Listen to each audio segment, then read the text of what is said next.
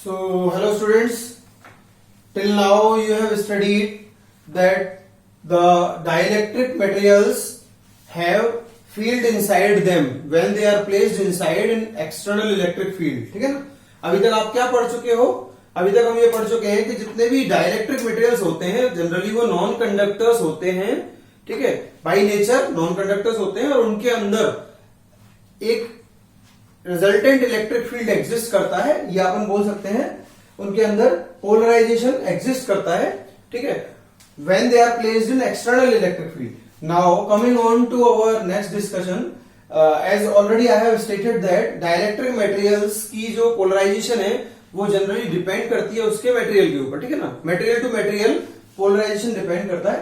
तो now it see what is the nature of dielectric. ठीक है, तो डाइलेक्ट्रिक मटेरियल जितने भी हैं वो या तो पोलर मॉलिक्यूल से बने हैं या नॉन पोलर मॉलिक्यूल से बने हैं. ठीक है, तो पहले पोलर मॉलिक्यूल्स वो होते हैं जिन मॉलिक्यूल्स में dipole moment resultant dipole moment zero नहीं होता, और नॉन पोलर मॉलिक्यूल्स वो होते हैं जिनमें रिजल्टेंट डायपोल मोमेंट जीरो होता है. ठीक है ना, तो इसमें पोलर मॉलिक्यूल्स में डायपोल मोमेंट जीरो क्यों नहीं है? बिकॉज इनके दो फैक्टर्स हो सकते हैं. या तो इलेक्ट्रोनेगेटिविटी में डिफरेंस है दोनों में. ठीक है ना, ये क्या है, लेस इलेक्ट्रोनेगेटिव और ये मोर इलेक्ट्रोनेगेटिव. तो ये अपने इलेक्ट्रॉन्स को क्या करेगा, इधर खींचेगा अपनी तरफ, क्लोरीन अपनी तरफ खींचेगा, तो नेगेटिव साइड जो है वो इस तरफ शिफ्ट हो जाएगी और पॉजिटिव एंड जो है वो ये रहेगा. तो इनमें पोलैरिटी आ जाएगी. ठीक है ना, पोल बनेंगे और पोल से क्या होगा, नेगेटिव टू पॉजिटिव डायरेक्शन में क्या आ जाएगा, डायपोल मोमेंट आ जाएगा. ठीक है, हम जानते हैं डायपोल मोमेंट की डायरेक्शन नेगेटिव टू पॉजिटिव रहती है. Now in this case the case is different. यहां तो किस लिए, इलेक्ट्रोनेगेटिव डिफरेंस की वजह से पोलैरिटी आई थी. यहां डायपोल मोमेंट इसलिए आया था. यहां डायपोल मोमेंट क्यों आया है, यहां पे क्योंकि ज्योमेट्री इस तरह की है. तो नेगेटिव ऑक्सीजन इलेक्ट्रोनेगेटिव है ना, और ये पॉजिटिव है, तो negative to positive dipole moment इसका ऐसे आएगा और इसका डायपोल मोमेंट इस तरफ आएगा. तो दोनों का जो रिजल्टेंट है वो इस तरफ आ जाएगा. तो डायपोल मोमेंट इसमें नॉन जीरो रहेगा, इसलिए ये मॉलिक्यूल पोलर हो जाएगा. ठीक है ना. सिमिलरली बात कर लेते हैं अपन ये कि दो तरह के कंडीशंस देखी, या तो शेप के कारण पोलैरिटी आती है या फिर उसके इलेक्ट्रोनेगेटिविटी डिफरेंस की वजह से पोलैरिटी आती है. नाउ नॉन पोलर मॉलिक्यूल्स की बात कर लेता हूं मैं. तो नॉन पोलर मॉलिक्यूल्स जो होते हैं वो अपनी किसी सिमेट्री के कारण, ठीक है, अपनी किसी ज्योमेट्री में सिमेट्री की वजह से क्या होता है, उनका जो टोटल डायपोल मोमेंट है वो जीरो हो जाता है. या तो ठीक है, या फिर उनके बीच में सेम इलेक्ट्रोनेगेटिविटी वाले एटम्स होते हैं जिसकी वजह से दोनों तरफ डायपोल मोमेंट क्या हो जाता है, नेट जीरो आता है.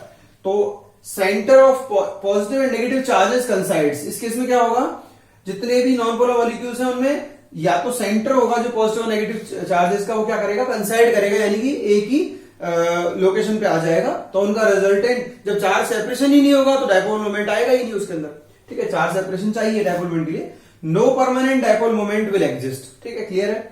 ऑक्सीजन मॉलिक्यूल देख लीजिए, ज्योमेट्री किस तरह की है, लीनियर मॉलिक्यूल है इस तरह से, और इसमें दोनों का इलेक्ट्रोनेगेटिविटी सेम है. तो डायपोल मोमेंट दोनों रिजल्टेंट क्या आएगा, दोनों की वजह से इलेक्ट्रॉन का विड्रॉइंग इफेक्ट जो है, खींचने का इफेक्ट जो आएगा वो बराबर इक्वल है. तो डायपोल मोमेंट यानी कि पॉजिटिव नेगेटिव चार्ज सेपरेशन होगा ही नहीं, तो इस केस में जीरो रहेगा. Now here this is also the same case. ठीक है, CO2 के केस में मॉलिक्यूल लीनियर है.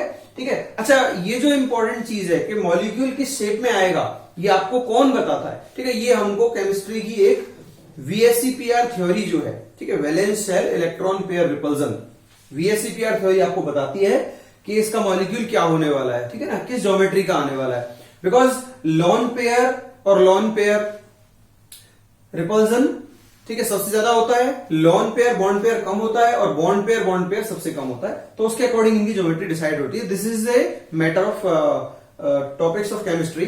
तो मैं बात कर लेता हूं. उसके बाद इसका मॉलिक्यूल लीनियर है, तो इस डायरेक्शन में इसका मोमेंट नेगेटिव टू पॉजिटिव इधर और इसका मोमेंट नेगेटिव टू पॉजिटिव इधर. लीनियर ज्योमेट्री से दोनों डायपोल कैंसिल हो जाएंगे, रिजल्टेंट डायपोल मोमेंट क्या आ जाएगा, zero. Now here in this case ये आप दोनों में डिफरेंस समझ चुके हो, पोलर हो या नॉन पोलर हो. ठीक है, दोनों ही मॉलिक्यूल्स जो होते हैं उनका केस डिफरेंट होता है. तो पोलर मॉलिक्यूल्स का स्ट्रक्चर आपको बता दिया मैंने, पोलरिटी क्यों आती है मॉलिक्यूल में, और नॉन पोलर क्यों होते हैं नॉन पोलर, उसका रीजन मैंने आपको बता दिया. ठीक है, लेकिन कोई भी dielectric material whether it is polar और non polar, it will definitely be polarized it will definitely have an induced dipole moment if placed in an external electric field. यानी कि कोई भी डाइलेक्ट्रिक मटेरियल यदि कोई एक्सटर्नल इलेक्ट्रिक फील्ड में रखा होगा, चाहे उसके मॉलिक्यूल्स पोलर हो या उसके मॉलिक्यूल्स नॉन पोलर हो, दोनों केसेस में ही उसके अंदर इंड्यूस्ड डाइपोल मोमेंट यानी कि पोलराइजेशन मॉलिक्यूल्स के अंदर आएगा। ठीक है ना। तो ये जो सिचुएशन है ये दोनों में प्रेजेंट रहेगी, चाहे वो पोलर मॉलिक्यूल्स का डाइलेक्ट्रिक हो चाहे नॉन पोलर का डाइलेक्ट्रिक हो, बट इन दोनों में वैल्यूज जो होंगी पोलराइजेशन की या वैल्यूज जो होंगी इंड्यूस्ड डाइपोल मोमेंट की, वो क्या होंगी, डिफरेंट होंगी, बिकॉज उनकी सिचुएशन थोड़ी सी अलग होगी। ठीक है ना। तो अपन समझ लेते हैं electric field, external electric field में रखने के बाद किसी भी डाइलेक्ट्रिक में इंड्यूस्ड डाइपोल मोमेंट आएगा या नहीं, और आएगा तो कितना आएगा। तो पहले नॉन पोलर मॉलिक्यूल की बात कर लेते हैं। ठीक है ना। अपन समझ चुके हैं कि दोनों ही केसेस में डाइपोल मोमेंट क्या है, आता है इंड्यूस्ड डाइपोल मोमेंट, लेकिन दोनों की वैल्यूज डिफरेंट रहती है। ठीक है ना। तो first case non polar molecule के अंदर जो डाइपोल मोमेंट जनरेट होता है वो हमेशा इंड्यूस्ड डाइपोल मोमेंट इफेक्ट की वजह से आता है। यानी कि नॉन पोलर मॉलिक्यूल की ज्योमेट्री ध्यान से देख लो आप, इस तरह का होता है, उसमें चार सेंटर्स का सेपरेशन नहीं होता, चार सेंटर्स एक ही जगह लोकेटेड होते हैं, तो इनका रिजल्टेंट जो इंडिविजुअल डाइपोल मोमेंट भी जीरो है, तो टोटल का रिजल्टेंट भी जीरो रहेगा। तो टोटल इंड्यूस्ड डाइपोल मोमेंट क्या होता है, जीरो होता है जब एक्सटर्नल इलेक्ट्रिक फील्ड नहीं लगाई जाएगी। But when the external electric field is applied, तो चार सेपरेशन हो जाएंगे इनमें। ठीक है ना। चार्जेस अलग अलग हो जाएंगे, पॉजिटिव नेगेटिव सेपरेशन हो जाएगा, और इसको अपन क्या बोलते हैं, स्ट्रेचिंग ऑफ मॉलिक्यूल्स। ठीक है। मॉलिक्यूल की स्ट्रेचिंग हो जाएगी और सारे positive charge along the field और negative charge against the field क्या हो जाएंगे, अलाइन हो जाएंगे। तो इनसे रिजल्टेंट क्या आएगा, नेगेटिव टू पॉजिटिव डायरेक्शन में इंड्यूस्ड डाइपोल मोमेंट आएगा, और जिसकी वजह से ये पूरा मॉलिक्यूल क्या कहलाएगा, इज गेटिंग पोलराइज्ड। ठीक है ना, चार सेंटर सेपरेशन के कारण। तो इसमें किस वजह से पोलराइजेशन आया है, इंड्यूस्ड डाइपोल मोमेंट इफेक्ट के कारण, और ऐसे भी बोल सकते हैं चार सेंटर सेपरेशन के कारण या स्ट्रेचिंग के कारण। ठीक है। ये कारण है किसका, नॉन पोलर मॉलिक्यूल्स के अंदर पोलराइजेशन आने का। ठीक है ना। इसमें दूसरा केस आएगा।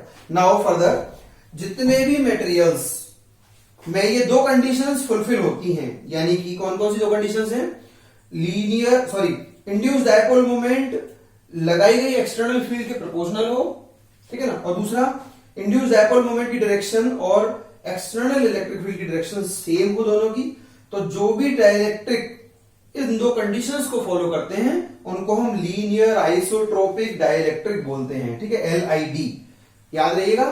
ठीक है, याद रखिएगा इस चीज को कि आपको क्या ध्यान रखना है, इंड्यूस्ड डाइपोल मोमेंट की वैल्यू एक्सटर्नल फील्ड के प्रोपोर्शनल, जितना एक्सटर्नल फील्ड लगाओगे उतना इंड्यूस्ड डाइपोल मोमेंट बढ़ेगा, और दोनों की डायरेक्शन एक ही आएगी, यानी जिस डायरेक्शन में इलेक्ट्रिक फील्ड होगी उसी डायरेक्शन में इंड्यूस्ड डाइपोल मोमेंट आएगा हमारा। ये सबसे सिंपलेस्ट केस है। इस केस को अपन क्या मानते हैं, इस केस वाले मटेरियल्स को अपन क्या बोलते हैं, लीनियर आइसोटोपिक डाइलेक्ट्रिक्स। ठीक है ना। Now in this case the polar molecule permanent dipole alignment effect is there। इसमें पोलराइजेशन क्यों आएगा पोलर मॉलिक्यूल्स में, इसका रीजन इससे अलग है। क्या रीजन है, परमानेंट डाइपोल अलाइनमेंट इफेक्ट, यानी इसमें अलाइनमेंट के कारण आएगा।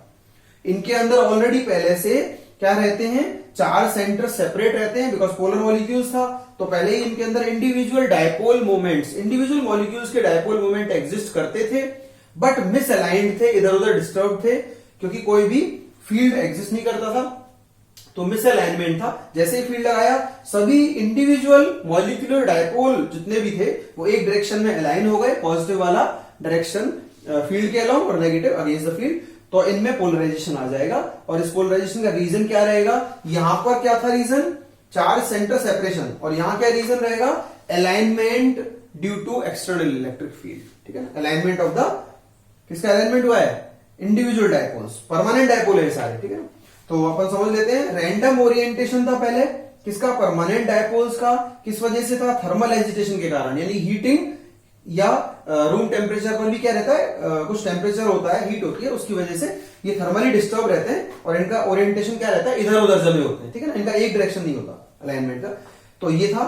और जैसे ही अलाइन फील्ड अपने लगाई, अलाइनमेंट हुआ, तो ये डायरेक्शन क्या मिल जाएगी हमको, सबको same. Now polarize, now polarization जो डिपेंड करेगा इस केस में पोलर मॉलिक्यूल में, वो दो चीजों पे डिपेंड करेगा, जो दोनों फैक्टर्स बिल्कुल एक दूसरे के अपोजिट हैं। ठीक है, number one dipole potential energy, यानी कि उसकी डाइपोल पोटेंशियल एनर्जी कितनी है, ये डाइपोल पोटेंशियल एनर्जी ही इसको क्या कराती है, अलाइन कराती है इन ए गिवन डायरेक्शन। ठीक है ना, तो ये अलाइनमेंट करने के लिए रेस्पॉन्सिबल फैक्टर है, और उसका अपोजिट, ये उसको डिसअलाइन करने के लिए थर्मल एजिटेशन या हीटिंग इफेक्ट है।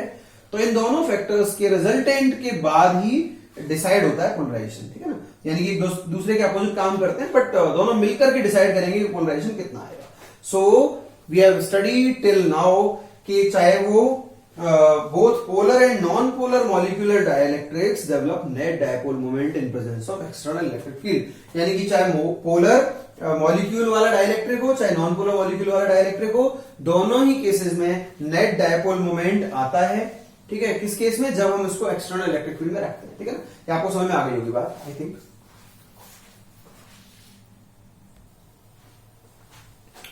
Now proceeding to our next point, that is polarization, ठीक है। मैंने आपको ये टर्म पोलराइजेशन कई बार बोली है लेक्चर में, यानी कि पिछले वाले पार्ट में, तो उसको अपन समझ लेते हैं। What is polarisation?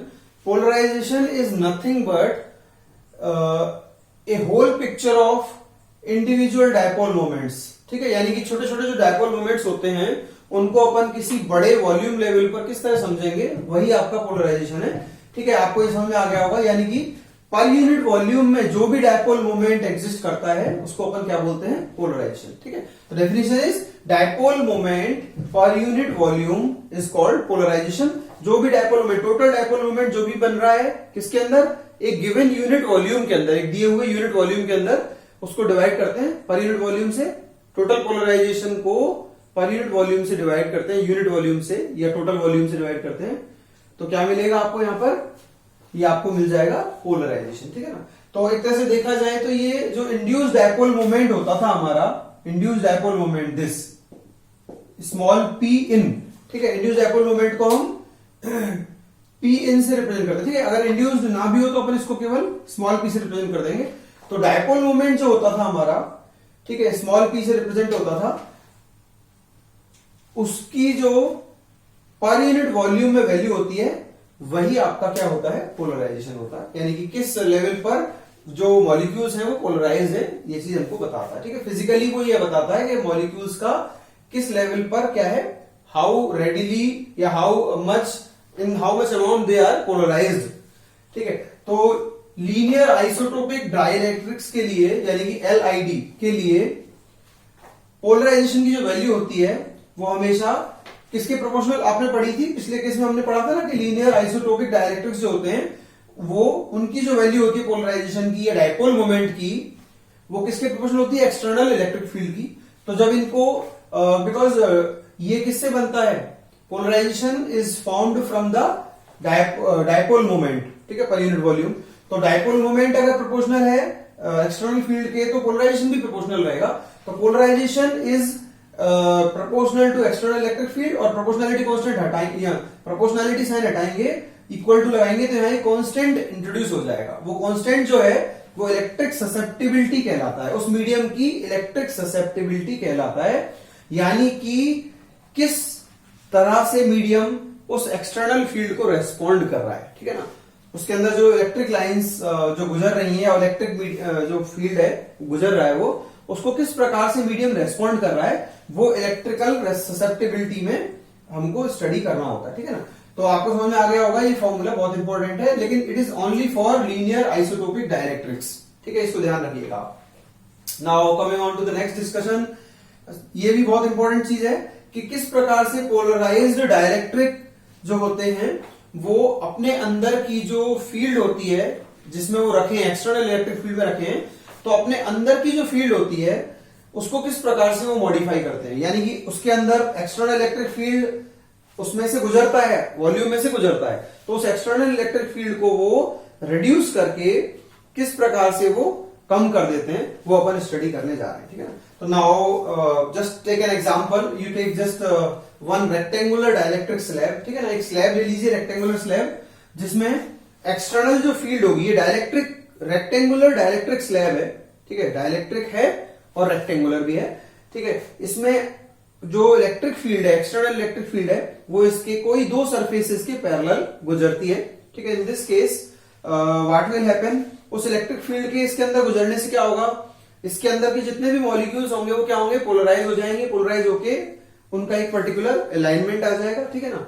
तो उनके अंदर एक पर्टिकुलर डायपोल मोमेंट जनरेट होगा, और डायपोल मोमेंट जब जनरेट होगा तो dipole moment per unit volume जो वैल्यू में आएगा उसको अपन पोलराइजेशन बोलेंगे, ठीक है ना। तो this capital P is generated due to this external electric field.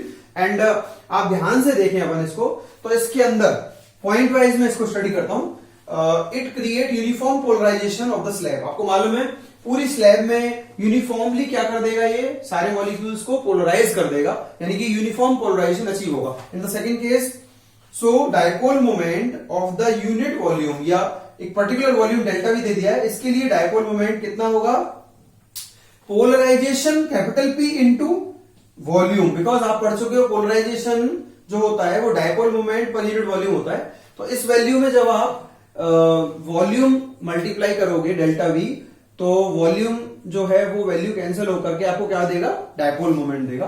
तो पोलराइजेशन में मल्टीप्लाई करते हैं किसका, वॉल्यूम का, तो क्या मिलेगा आपको, ठीक है। आप इस फॉर्मूले को यहां लिख भी सकते हो, you can write this, polarization is equal to dipole moment per unit volume, ठीक है।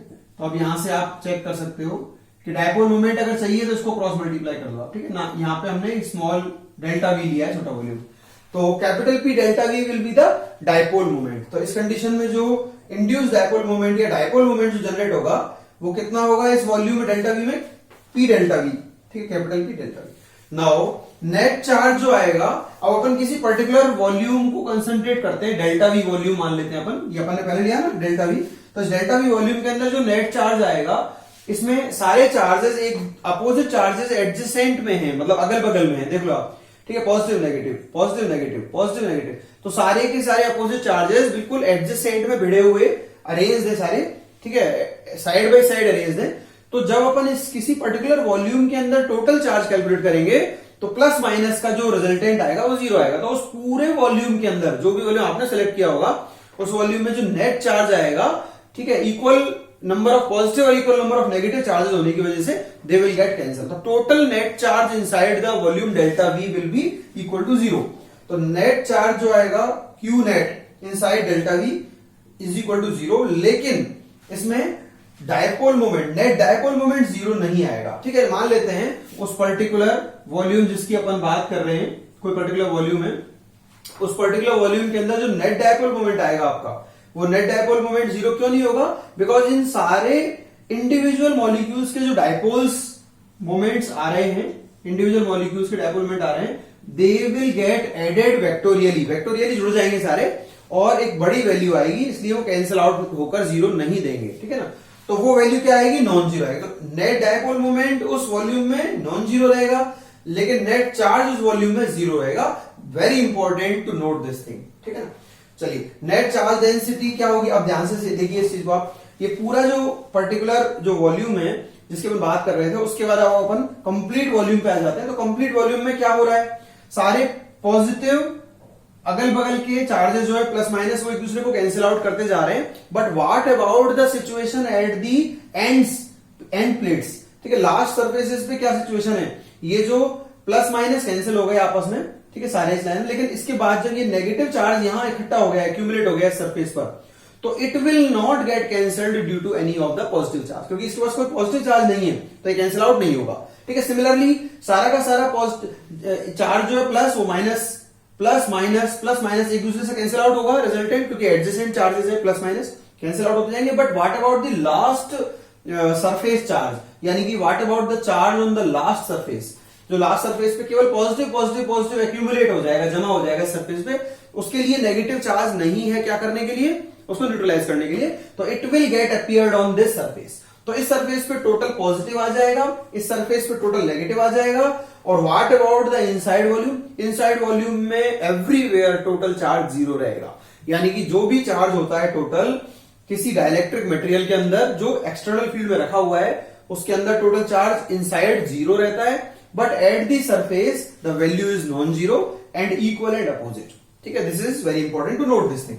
Now E nought is reduced of how E nought is reduced, ये आपके समझ में आ गया होगा, net charge density opposite surface में माइनस सिग्मा पी और प्लस सिग्मा पी आएगी, ठीक है ना। मैंने इसको सिग्मा पी क्यों बोला, बिकॉज ये अगर कंडक्टर होता तो सारे के सारे जो चार्ज कैरियर्स थे नेगेटिव चार्जेस, वो एक एंड पे जमा हो जाते और दूसरा एंड क्या हो जाता, टोटली पॉजिटिव हो जाता, और ये जब तक चलता चार्ज फ्लो, जब तक कि एक्सटर्नल इलेक्ट्रिक फील्ड जो है वो इंड्यूस्ड इलेक्ट्रिक फील्ड, अंदर का जो इलेक्ट्रिक फील्ड जनरेट होता प्लस टू माइनस वाला अंदर वाला, वो एक्सटर्नल को कैंसिल आउट नहीं कर देता और total electric field inside the cavity zero नहीं हो जाता। ये कंडक्टर का केस होता। लेकिन डाइलेक्ट्रिक्स के अंदर क्या होता है आप जानते हो, we have studied it earlier, कि जितना भी चार्ज इकट्ठा होता है इसके अंदर, ठीक है, वो सारा का सारा चार्ज जब पोलराइज होता है तो इसमें जितने भी चार्जेस होंगे वो सारे बाउंड चार्जेस होंगे, they are not free to move because ये इंसुलेटर है।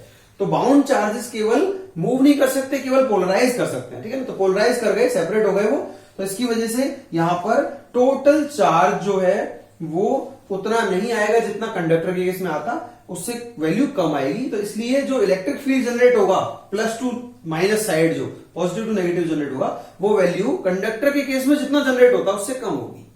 इसलिए ये इसको टोटली कैंसिल आउट नहीं कर पाएगी ई नोट को, लेकिन स्टिल वो इसको रिड्यूस कर देगी। ई जीरो इस डायरेक्शन में आएगा और जो इंड्यूस्ड फील्ड आएगा वो किस डायरेक्शन में आएगा, इंड्यूस्ड फील्ड इस डायरेक्शन में आएगा, ई इंड्यूस्ड, ठीक है। तो ये एक दूसरे को क्या करेंगे, सब्सट्रैक्ट कर देंगे और टोटल रिजल्टेंट कम हो जाएगा। Now just see, E zero is reduced due to E induced inside the electric. तो ये आपको सिचुएशन दिखाई है मैंने, ठीक है। इनसाइड अंदर की तरफ इंड्यूस्ड इलेक्ट्रिक फील्ड इधर है और एक्सटर्नल इलेक्ट्रिक फील्ड इधर है, तो रिजल्टेंट जो आएगा वो क्योंकि वेक्टोरियल ऐड होगा, ई जीरो माइनस ई इंड्यूस्ड, तो ये टोटल फील्ड जो होगा वो रिड्यूस हो जाएगा with respect to the previous value, ठीक है। Now sigma P plus minus sigma P, यानी कि जितना चार्ज पोलराइजेशन का चार्ज इकट्ठा हुआ है दोनों सरफेसेस पे इक्वल एंड अपोजिट, वो केवल बाउंड चार्जेस की वजह से है। It is not due to the free charge because dielectric is an insulating material, या आप बोल सकते हैं dielectric is a non conducting material which doesn't have the free charges to move, ठीक है। सारा का सारा बाउंड चार्ज है, तो नोट रखिएगा, ठीक है। ठीक है, तो मैं इसमें अभी इसको इतना ही डिस्कस कर रहा हूं, आपको ये चीज समझ में आ गई होगी। और इसमें कोई क्वेश्चन हो तो आप लोग बताइएगा, और कोई भी प्रॉब्लम हो तो आप लोग जरूर इसमें कमेंट कीजिएगा, जिससे कि मैं इससे रिलेटेड कोई आपका डिस्कशन हो तो मैं क्वेरी क्लियर कर पाऊं, ठीक है। Thank you very much and keep studying.